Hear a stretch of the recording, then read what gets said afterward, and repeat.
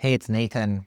Today I'm talking with Sabrina Runbeck. She's one of my health technology podcasting peers, and I'm super excited to share this special episode introducing you to the Health Tech Impact Awards. These awards are a fantastic way for new technologies to accelerate their authority, attract the right attention, and open the next chapter of growth in their lives.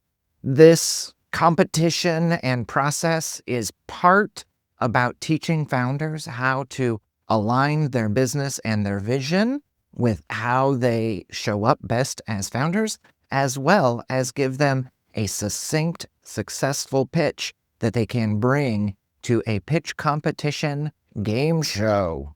Very exciting. You'll hear lots of details.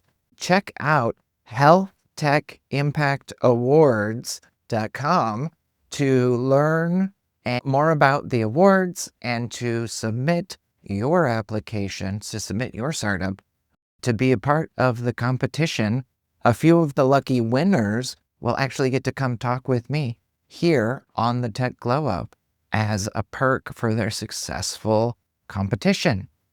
All right, the Tech Glow Up special edition with Sabrina Runbeck of the Health Tech Impact Awards and the Health Board Advisors. Let's get started. When we see anything that can be impactful, you have to have three fundamentals. You have to be sellable, sustainable, and you have to be scalable. And that means you have to have the right people doing the right things and then creating your go to market, the operation, matching what the people's capability and skill. Otherwise, we don't have the money to do it. We don't have the resources to do it. Don't have the people to do it.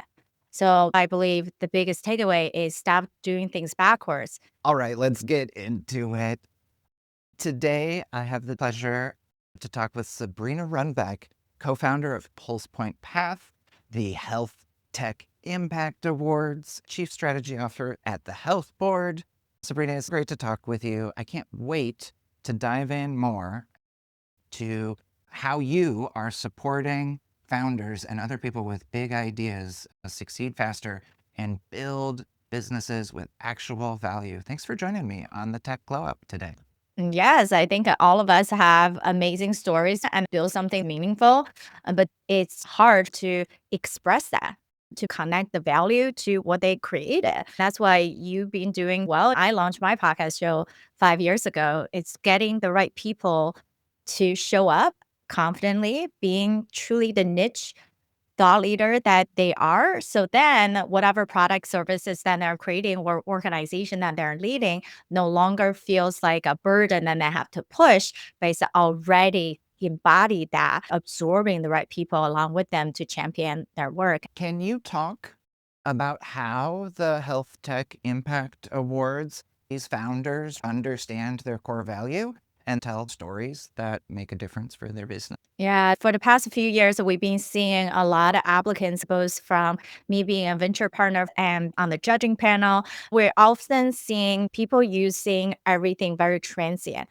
I pitched here, I did this, I went to conferences. It becomes chaotic. You have a lot of conversation, and most don't know how to follow through to the next phase.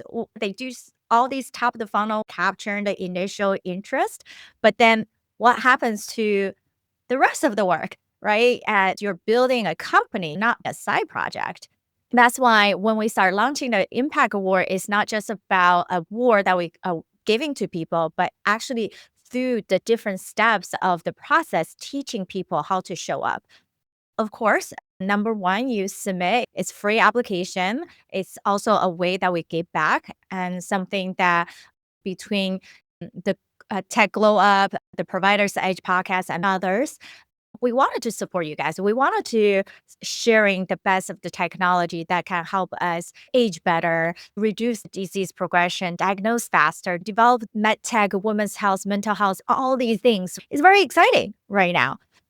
So we want to help with the selection process and you become that category leader. So step one, just simple application, upload your pitch deck and a short, less than 200 words, a script of who are you and what are you truly asking for, right? And then step two, once you've advanced to step two, now we start thinking, we wanted to see you as a leader of your company, or maybe one of your co-founder or partner, you have to get out there a lot. So for us to encourage you to get behind camera, we're asking you to film a less than 2-minute video and also tell us more in detail what is the impact you already created and what's the impact you can create in the future. Eventually, the goal is that is your elevator pitch. If you go to conferences, meetings, a lot of time people don't have all day to listen to you.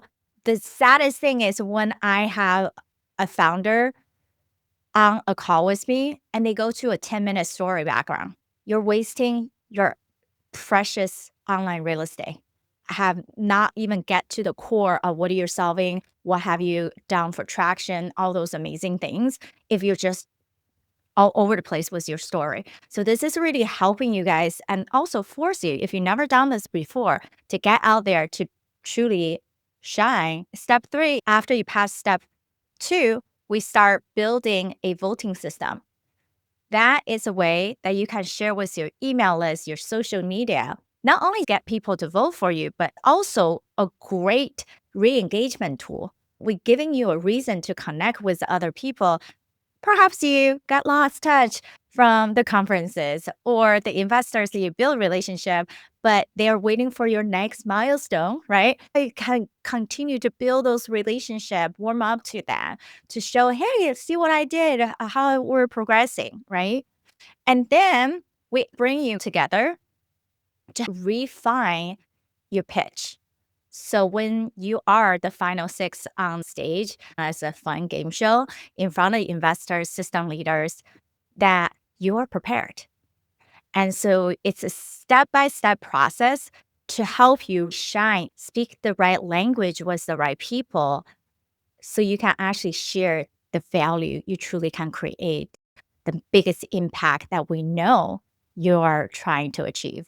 I love that the awards process is a founder boot camp for who you are, what you're doing, how to speak in a compelling way to the audience that's going to make a difference for you at this stage. And then like giving you the tools, confidence, and clarity to go on and use this pitch and focus to meet and make the best use of your time in front of investors at events and otherwise. Sabrina, I know that your career didn't always exist in this innovation, advisory, strategic space. Can you talk about your journey as an entrepreneur and how you got to this space? Why do you care so much about helping health tech companies and founders clarify and communicate their values? I spent a decade practicing medicine as a cardiothoracic physician associate.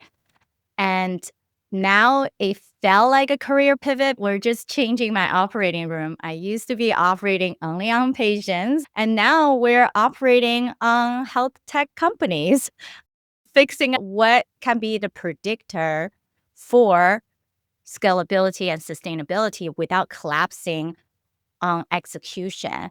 And usually we do it before the founder even see it themselves. When I made the pivot is because I was someone who always challenged the norm. Oh, this is how we always do it. If it's not easier, better, faster, why does that matter how we always do it? And a lot of people are in that stuck uncomfort bubble, right? But we say as you get outside the comfort zone, that's growth zone. And when we're in growth zone, you learn to how to then go into the acceleration zone. So I was one of those people who start to lead continuing education summits, start talking about resilience, talking about peak performance. My background was in neuroscience before cardiac surgery. I always wanted to grow, continue to add on. And then through that journey, I start to become a professional speaker myself. And I did a TED Talk last year specifically on the 3% problem. why women-led company in healthcare is so hard. We know that are 70-80% of the workforce in clinical medicine, but in venture side, it's less than 15%. In executive leadership, it's barely 20-30%. When I was burning out running larger programs, we had transplant, bypass, valve surgery, aneurysm, things piling up on top of each other. And when you can function, other people start putting even more work on you to say, if you ask for help and don't know how to defend yourself in that position, and people will feel like, if you're already doing it, why would we hire more people? So I started thinking, how do we create a more well-rounded solution where people are not constantly burning out in healthcare? And we can use remote monitoring technology integration, especially we take so much calls at night. Can we have the solution where people are routed to the nurses, to the other healthcare professionals to triage? We can capture things earlier. That's a ding on the program. So we needed to be more proactive in thinking solutions. I start owning my stage because I care about people like Nathan, people like my peers, other clinicians, operators, investors, having these discussions. What does it mean for us to be here to support each other? Who need to say things that other people deserve to hear it? Even maybe themselves didn't know they need to speak out loud about it. I think we all have to be okay to say, even though we all wanted to see the good deal flow, if it doesn't fit how we proceed, we're going to get overwhelmed. The flip side to the startup is you might want the next client, the next pilot, the next investor conversation. But if you just take whatever is presented and you're not really screening and evaluating, you're going to get overwhelmed. That's why you have no follow-up system, right? Have the funnel heavy. Amazing. It's such a gift, Sabrina, to look at complex business problems, all of the facets, and translate them for new founders.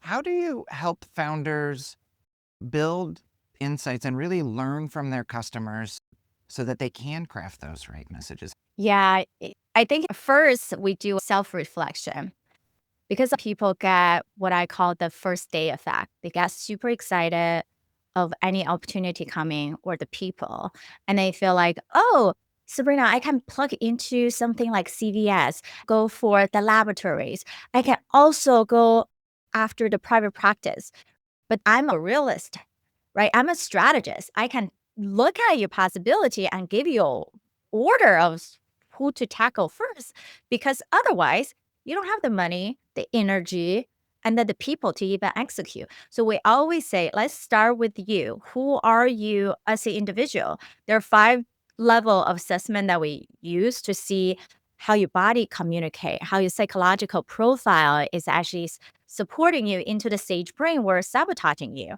How is your natural skill set? Are you a true break out of the box thinker? You're the true innovator, or you really is a promoter? You are the one who help champion getting right people in, or you're truly a doer, right? If you give me a plan, I know exactly how to execute, or you are a planner. So then that has 17 profiles, but that is not even enough. That's psychological profile, behavior profile, and physical profile. We also care about your spiritual profile. What's your deepest purpose?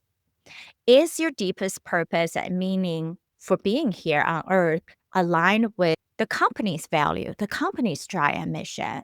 How are they running in parallel? All your partners, whether they're just an advisor, they're board member, they're co-founder, how are they all connected and not overlapping? If you're too off shift, guess what? Those people are transient. You needed to think a step ahead to how to replace that person when things happen. And then ultimately is about creating a resilient ecosystem and team, which means from my partners who teaches and work with our startup, they're looking at 3 major things. How much space can you create for yourself and your company? How much health and lightness? That's the inner motivation. A lot of people are always thinking about this external motivation to keep people talent retention, right? Oh, maybe just a little extra equity, extra pay. Those make sense, but need to be personalized. The most important is to drive that human need, the most inner lightness that just simply bring out the joy in them individually.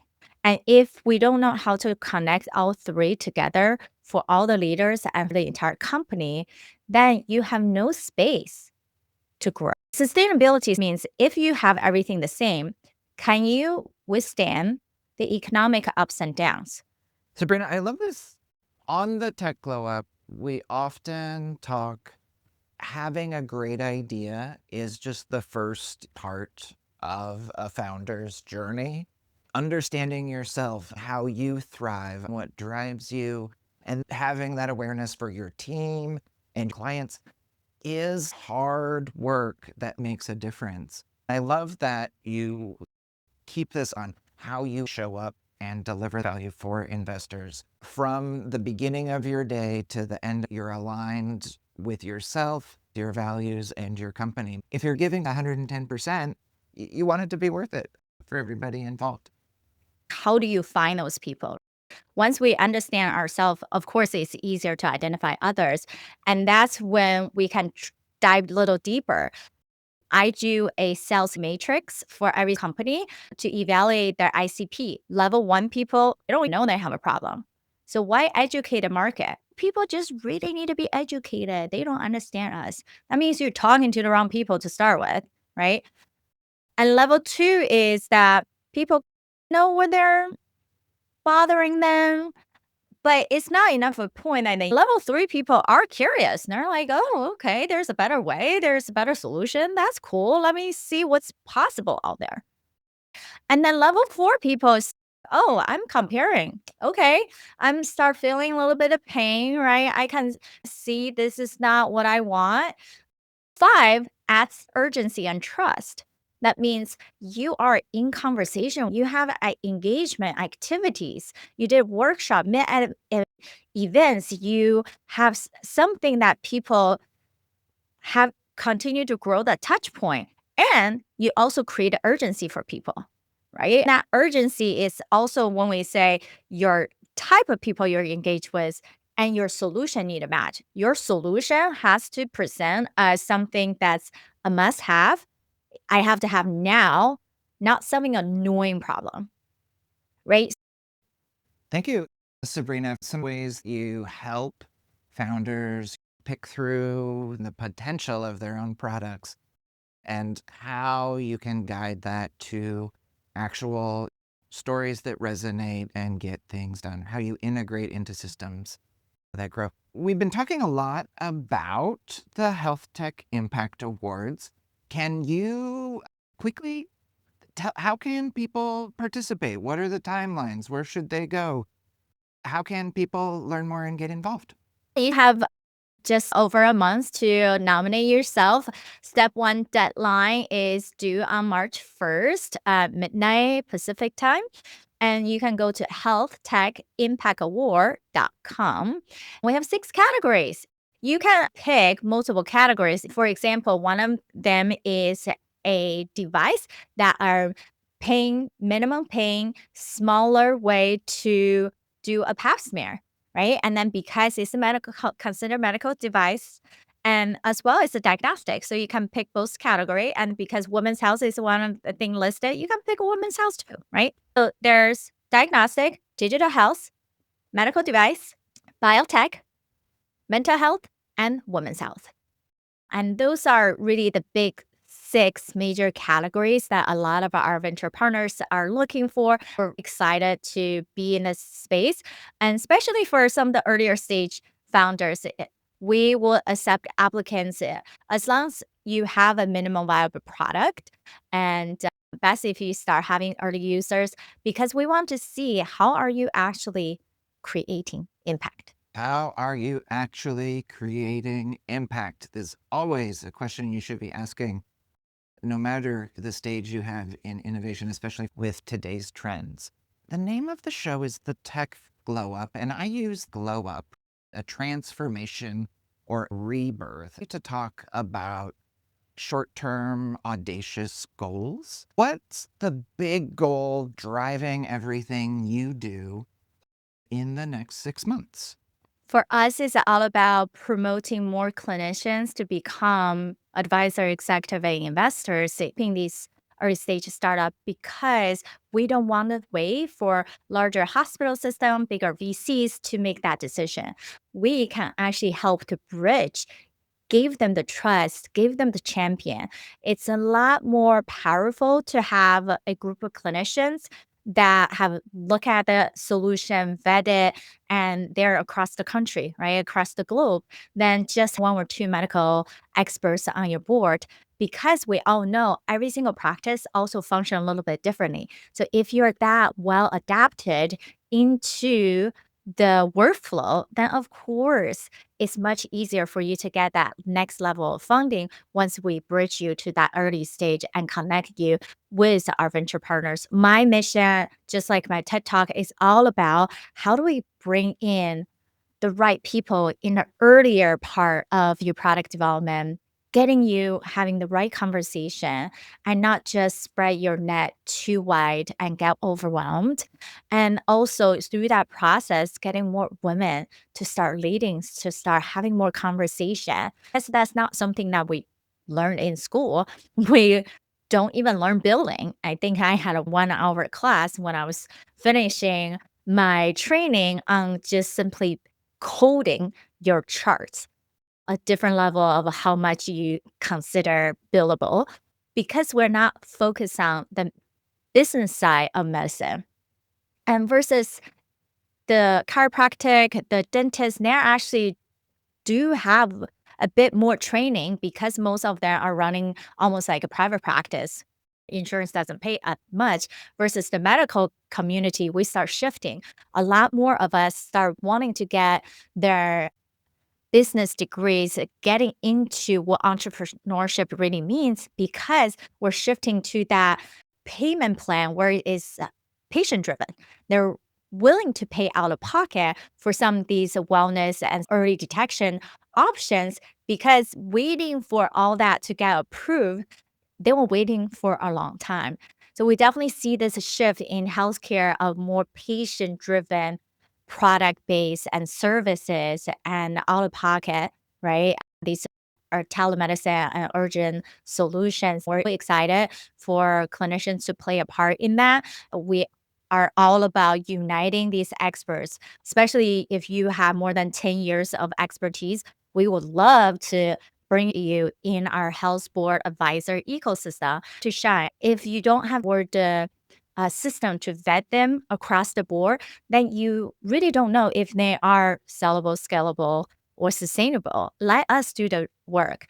House Board Advisor truly is the organization we build that's the only triple match system. We're matching the startups after we vet them with the right experts and investors to help them get over the hump, keep going, don't run out of run early. We needed that collaborative effort instead of the typical venture fund. They're driven by I raise my fund, I invest in startup, and then I'm moving on to the next raise. We like to be those ecosystem. We like to say we're your navigator. We like to stay with you.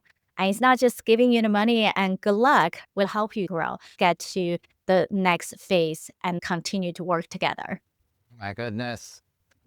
What fantastic value, right? Regardless if you are an early founder, a doctor or a nurse or a practitioner who has years of experience and has seen how others have gotten involved with digital health. A big trend at Health in October was there are more doctors and nurses as a part of health tech innovation, but there needs to be more. You don't just have to have the original idea to be an advisor, to be an investor, to help other practitioner founders see a vision forward. And there's many ways that your expertise can further both your own goals and the careers of other innovators. So many cool options. Sabrina, are you going to be at 5? Am I going to see you? Yeah, Awesome. it's going to be a lot. How can people learn more and follow up? What's call to action for today? I'm very active on LinkedIn. I publish weekly newsletters. and share about my podcast. Go to LinkedIn, find me, Sabrina Runbeck, like running backwards, except with the E. I'm happy to chat with, see how our ecosystem support you, whether you are an expert that we should spotlight you and match you within our system, or startup in growth or fundraising phase. Let's see where is the best match. We're all about being that big umbrella. We think ourselves like the pet scanner, right? And then you have to have a head to toe skin for your company. So you actually know what you're missing. And if you don't do that, you constantly hiring one fractional here and there. And most of them are great experts with great experience, but they don't have the time or resources to connect and talk to each other. So you're still gonna have from the plans that you have. And so we're all about integration, true collaboration, and your left hand needed to know where your right hand is to actually make a high five. They're grabbing different things. You can't make a sound. So we love to be in that arena. And for anybody else who just wanted to see if this is a good fit, go to healthwareadvisor.com/application. Tell us a bit more about yourself, and then we'll arrange a conversation. If it's not a good fit, we'll let you know. It's all about quality, not quantity. Every month, we pick 4 startups that we believe we can drive meaningful impact forward. And the rest of the time, we have a large network of experts. We can really put you into the right direction. Amazing. Sabrina Runbeck, providing value to every kind of user in the health tech ecosystem, from founders to investors to clinician advisors. I am excited to support the Health Tech Impact Awards. Everyone should get their applications in by March. Thank you so much for joining me on this special episode of Tech Glow Up. Can't wait to see you again in person at Vive in LA. Thank you so much. If you've made it this far in the podcast, I really appreciate you. Thanks for listening. Please make sure to like and subscribe so that you never miss an episode of the Tech Glow Up. If you've made it this far in the podcast, I really appreciate you. Thanks for listening. Please make sure to like and subscribe so that you never miss an episode of the Tech Glow Up. And hey, can I ask you a favor? If you really enjoyed this episode, could you share it on your Instagram stories, or maybe post the link with what you enjoyed on LinkedIn? This sort of sharing and engaging really helps small podcasters like me reach the audience that I know really cares about these kinds of conversations. If you've made it this far in the podcast, I really appreciate you. Thanks for listening. Please make sure to like and subscribe so that you never miss an episode of the Tech Glow Up. And hey, can I ask you a favor? If you really enjoyed this episode, could you share it on your Instagram stories, or maybe post the link with what you enjoyed on LinkedIn? This sort of sharing and engaging really helps small podcasters like me reach the audience that I know really cares about these kinds of conversations. And hey, can I ask you a favor? If you really enjoyed this episode, could you share it on your Instagram stories, or maybe post the link with what you enjoyed on LinkedIn? This sort of sharing and engaging really helps small podcasters like me reach the audience that I know really cares about these kinds of conversations. If you've made it this far in the podcast, I really appreciate you. Thanks for listening. Please make sure to like and subscribe so that you never miss an episode of the Tech Glow Up. And hey, can I ask you a favor? If you really enjoyed this episode, could you share it on your Instagram stories, or maybe post the link with what you enjoyed on LinkedIn? This sort of sharing and engaging really helps small podcasters like me reach the audience that I know really cares about these kinds of conversations.